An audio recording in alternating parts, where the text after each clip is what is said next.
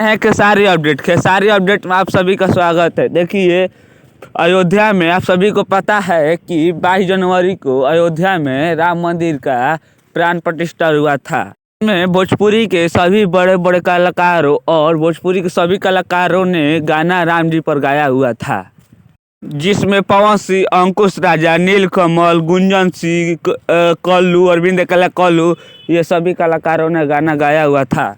इस 22 जनवरी के उपलक्ष्य पर, राम मंदिर के उपलक्ष्य पर खेसारी लाल का सबसे बड़े फिल्म रंग दे बसंती का टीजर और एक गाना आया भी हुआ था, जिसमें राम जी की जय, हनुमान जी की जय, जिसमें दिलेर मेहंदी हरियाणा के सिंगर गाना गाए हुए थे।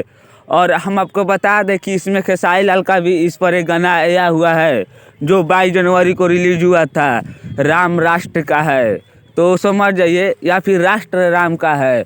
तो देखिए, एक आप में बहुत अचीवमेंट होती है कि सारे सिंगर खेसारी लाल यादव, पवन सिंह, भोजपुरी के सभी राम पर गाना गाए हुए हैं। तो आप सभी को क्या कहना है कमेंट करके बताइए। तब तक के मिलते हैं नए वीडियो में।